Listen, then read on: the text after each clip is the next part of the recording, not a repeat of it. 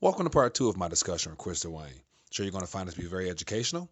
Click the subscribe button below for more RTD interviews as well as monetary news updates. Enjoy this conversation. Now, speaking of silver, let's get into, I guess, since you've had your awakening process to our current monetary system, you've actually got involved with precious metals and starting the Silver Shield Exchange and things like that. So how did that come about, and what made you decide to start it when you did start Most people don't change their lives until they hit rock bottom. Most people don't look at videos like this until something's horrifically gone wrong in their life, or they'll be watching, Kim Kardashian or, some, other junk on YouTube.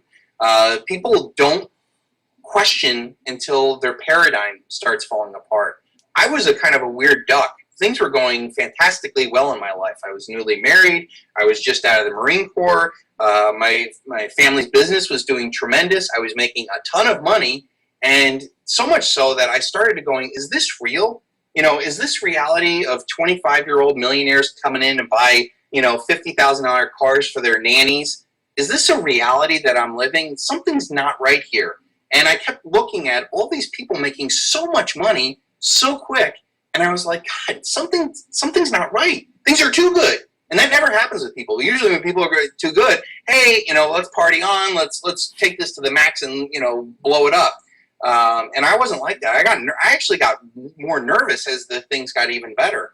And that's when, I don't know who or where I found out, but I realized that I think I got involved with studying the Federal Reserve. I've been looking at these dollars that says Federal Reserve note. I had no clue what the Federal Reserve was. And I come to find out that it's a privately held bank. It is no different than Federal Express, Citibank, JP Morgan. It is not a government agency. It's owned by very wealthy people. And they create the single most valuable asset in the world, the dollar. And every dollar that comes into existence is backed by debt by somebody else. Most of the time it's the United States government.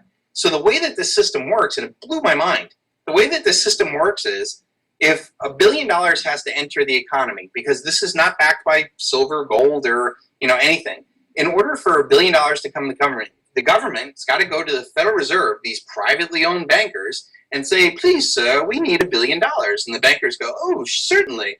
Simply write us a bond for $1 billion, and we'll give you $1 billion credit to your bank account of Federal Reserve notes. And they got this spender of last resort and lender of last resort. They're constantly making deals to, put all this debt into the Fed's balance sheet.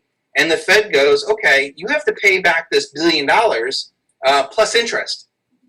Well, if this was the only $1 billion that was put into existence, how are they going to pay back $1 billion plus interest? Well, the only way it works is just like every other Ponzi scheme works. They have to go back and borrow $1 billion plus interest plus whatever they need for the next time. And they keep paying it back, and they keep taking out more and keep taking out more. And the very basis of our monetary system is sick. It is a Ponzi scheme. It's huge. Where the simple fact is, when debt is created, and we all think debt's bad, like who wants to be in debt? But when debt is created, that's when money's created. And when money and debt is paid off, money is destroyed. So the sick fact is, and this is irrefutable, if all the debt in the world was paid back, there would literally not be $1 in any banking system, and we would still owe the bankers the interest. Yeah. And I mean, blew my mind. I'm like, God, how do we base our lives off of this? It's like having a virus for an operating system. If you had your computer, you wouldn't install the virus as your operating system, but yet that's how our monetary system works, and it blew my mind. And then, you start to get into all sorts of other things, like how do they keep this Ponzi scheme from imploding? And you look at how markets are rigged and how wars are started by false flags, and we take over other challengers. I mean, it's a deep, deep rabbit hole. Right. But long and the short of it is, I woke up with a lot of money, in my world. I questioned it, and I got out of it. I mean, I left my family business. I sold every asset I had. I sold my house at the top of the housing bubble, and I went all in on silver and gold 10 years ago. I spent a long time going through a lot of ups and downs in the markets, questioning if I made the right decision. And there's been a lot of times where I'm like, God, I was unemployed for a while, because of all this information, and it's been a tough road. But the more I've challenged myself on these questions, the more that I've come to the same conclusion that we're living in an insane world, and I might be the only sane person, still around that sees what's going on.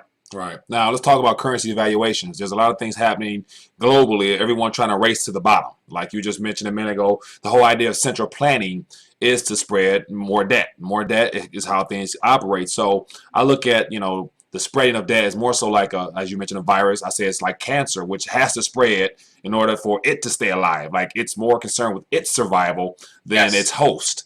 And so currency devaluation, everyone's racing to the bottom, trying to outdo each other, but yet they're destroying capital, they're destroying savings, things like that. How do you see the dollar, the Federal Reserve note unfolding as all these countries around us begin to race to the bottom, which only makes us look stronger, but then how will it unravel when, the dollar starts to head downward? Yeah, I mean, this is a huge geopolitical issue that spans politics, finance, you get into religion, it's a huge thing, but essentially what happens is, since all these countries, and now like literally every country, in fact, I think the only countries as of 2000 that weren't on this virus scheme were called a different name. They were called the Axis of Terror. So you had countries like Iran, Iraq, I think Somalia, North Korea. Those just so happened to be the only countries that were not on this central banker, debt-based monetary Ponzi scheme. That's why there's a war on terror, is because the bankers, all wars are bankers' wars. They're all done to make profit. It has nothing to do with ideology. They fund both sides of wars. They don't care. It's all about profit. Basically every other country in the world is all based off of this debt-based generational Ponzi scheme. They all have their own forms. They all have, smaller or bigger assets that they can leverage up. China has been the one that has come out of the Middle Ages and into an active industrial global giant in, 20, 30 years. And they've been taking, 1.4 billion people off of a very poor real economy and, introducing them into this debt-based generational Ponzi scheme, and has hence created probably the quickest growing bubble. But in the meantime, China, up until 2008, was playing along with the bankers' games very well. So much so that they loved it. I mean, you look at Hank Paulson, the former CEO of Goldman Sachs, who was, just happened to be the Treasury Secretary during the time that the bankers all got bailed out. I wonder why, what kind of a commission you get on $700 billion. But I'm sure Hank Paulson got treated very well by his banker buddies. But I mean, Hank Paulson signed trade deals. Clinton gave the Chinese most favored trade nation status. Like China, everybody wants to rally against China and say that they're the bad guys. China would be nothing without our politicians and CEOs building them up. I mean, why weren't they investing all this money into Middle America? Because they don't want to listen to the bitching of people demanding more money and having to do this. So what they know that if they keep investing in the money into the United States, inflation's going to rise. And the dollar has only been able to be this kind of stable is because the rest of the world has been sucking up our dollars, the petrodollar, the euro dollar, and this is another crazy thing I ran into. All trade after World War II was settled in dollars. So when China wanted to trade with Japan, they both didn't use the yuan and the yen, they used dollars. So there was this huge demand for our dollars, our debt-based generational Ponzi scheme dollars, to all over the world. They've been sucking it all up. All these dollars are not in the United States. Most of them are outside the United States. And up until 2008, China had been playing along with this game really well. That they took in all this investment and manufacturing, and they ruined their ecology, and they took advantage of their billion or so Chinamen and gave them all jobs and moved them out, mass migration, forcing them from the countryside into the cities where it's horribly polluted, all to build up China to what it is today, this hegemon, this global power that's going to rival the United States, so we can start a war against them. And so we built up China to do this, and now we're at this point now, up until 2008, that there was a book, and I've covered this a couple times in my Silver Shield group. There was a book called Currency Wars, and if anybody's got into even looking at this, they go, oh, currency wars. Jim Rickards, he wrote a book called Currency Wars, and it's always pipered into all the media. Everybody, currency wars. Jim Rickards, this really smart guy. Jim Rickards is an inside hack. I mean, he worked for the CIA. He worked for Wall Street, and he not plagiarized, but gave a whole different spin to what this Song Hong Bing, and you guys can look this up. Song Hong Bing wrote Currency Wars in, I think, 2007, way before Jim Rickards even thought about this. Song Hong Bing wrote a book that has never been translated into Chinese, called Currency Wars, that predicted the 2008 financial crisis, that called out all the Western governments that the Chinese Politburo, the communist, the rulers there, the Chi-Coms, said that you're not fighting against politicians and Western powers. You're fighting against Western bankers, and specifically called out the Rothschilds. That's another key Google form for everybody to go look up. The Rothschilds just so happen to be the richest people in the world. So the Rothschilds own the Bank of England, the ECB, and parts of the Federal Reserve, along with the Rockefellers, the Warburgs, the Schiffs, Kuhn, Loeb, a lot of these very wealthy families out there. And when you look into this and understand that the world's central banks are privately owned, that the people that own the banks literally owned trillions of dollars worth of assets, you soon see a world that is not dominated by billionaires. They love pointing out, rolling out the billionaires and saying, oh, Buffett's a billionaire, Trump's a billionaire. But no. Billionaires are puppets to the trillionaires that own the operating system, that own the game. Right. And Song Hong Bing called that out, and it was the best-selling book in China prior to the 2008 collapse.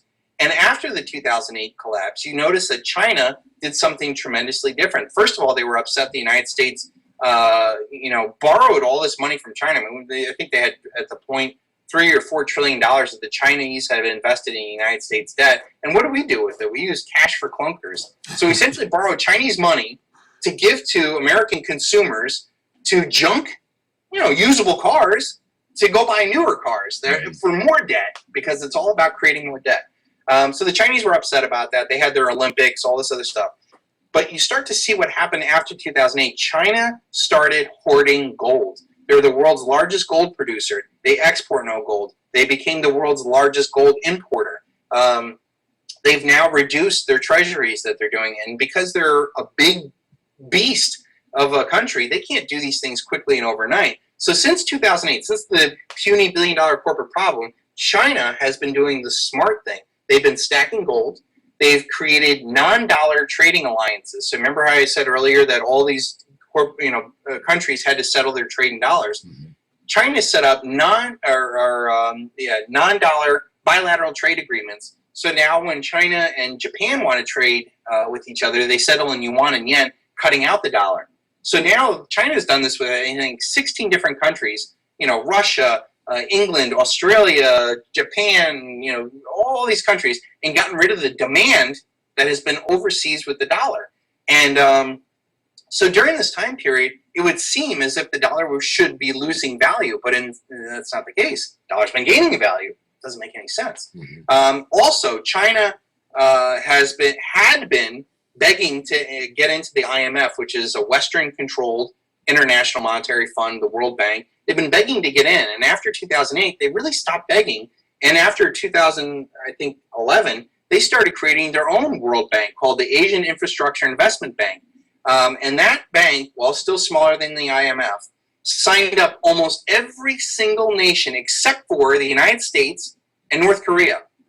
Every single nation signed up with China's now-led version of the IMF because they wouldn't let China into the IMF. They had to, they had to beg for power. They had to beg the Western bankers who have ruled the world for so long. They had to beg to get in, and then just recently, like a month ago, they were slated to get them in to the basket of currencies, this SDR, the special drawing rights that the IMF puts out, which is a pseudo currency that these international bankers use to settle debts. They promised China that they were going to let them in September of this year, and they just recently announced that they were going to delay that a year. So China just waited 7 years, went from the 5th to the 2nd largest country in the world, one of the largest gold holders in the world, has created the Asian Infrastructure Investment Bank, has dumped the dollar on all things, is now literally almost on verge of being at parity. I mean, their GDP is about the same as me, and we don't include them in there. We're going to dick them around for another year, okay? So then right after the news came that they weren't going to be in there, what did China do? China devalued, getting back to your point. That's why I'm saying these things are huge and complex, a lot of different angles. It's like a pyramid maze. That's why I tend to rant, but I do it's okay. come It's to good. a point. China got announced that they were going to get not be into this SDR. So what did they do? They devalued their currency 5% in 2 days. So that means that the Chinese domestic population lost 5% of their purchasing power in terms of real goods. Everything became 5% more expensive for the Chinese consumers, but made the exports cheaper to the other markets. Okay. Japan has been devaluing their currency under Abe economics. Abe is their prime minister or whoever. They've been devaluing the yen like crazy after Fukushima to get more exports. So they've been racing to the bottom, as you said. The euro, who's suffering under all this Greek debt, and it's not just Greece, it's Spain, it's Italy, it's France, it's the whole nation. They're all have these debts. They've been devaluing their currency. So it's not that the dollar is getting stronger. It's that all the other currencies are becoming weaker because their economies are suffering more under this, this problem that stems back to 2008. So China devalues the currency 5% in 2 days. What happens on the third day? The Taijin explosion. I mean, if you've seen this explosion in China, Yeah, I saw that. mean, it's got to be the largest explosion I think I've ever seen, short of Hiroshima and Nagasaki.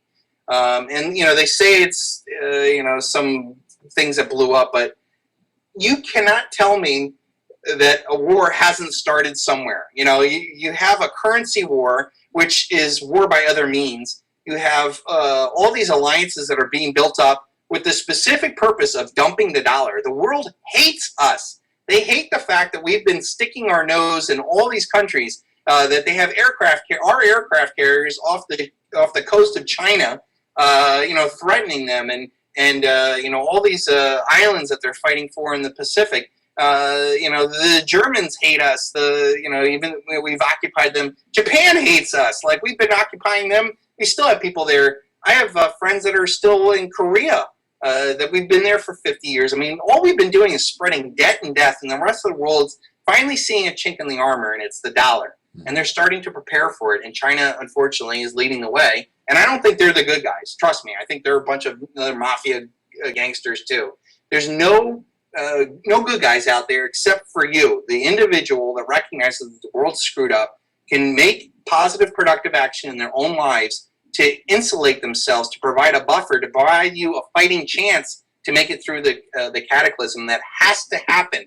This must end. The debt is unsustainable. We can't run it on to a fifth generation. Greece is feeling it. The student loan debts. Why? What sane country would load up their youngest, most productive people with $1 trillion worth of student loan debt that's worth nothing? Like, these degrees are worth nothing.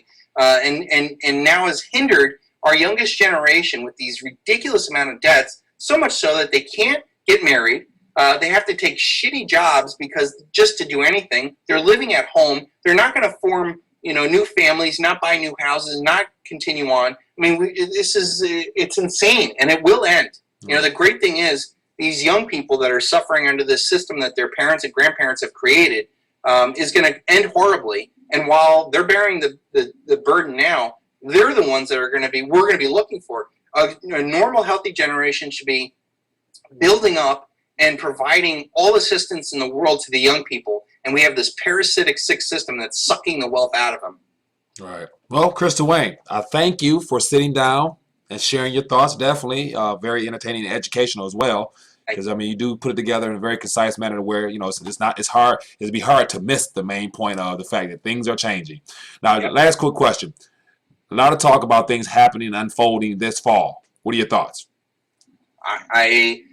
It seems that, every 7 years that there's a collapse. And, you think about, 7 years ago, it was the 2008 financial crisis. 7 years before that was 9/11, and I think 7 years before that they had the Asian currency crisis, and then, I mean, it seems like every 7 years there's something bad that's happening.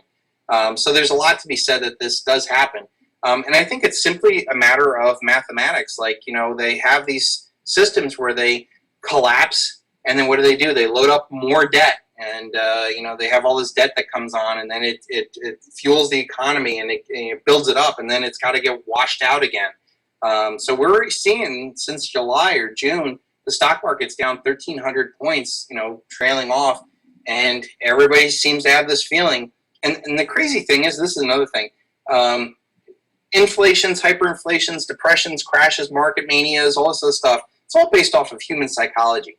Okay, and when the system stopped working for people, people subconsciously want it to fail, you know, because they want to start over. They want it to do it all over again.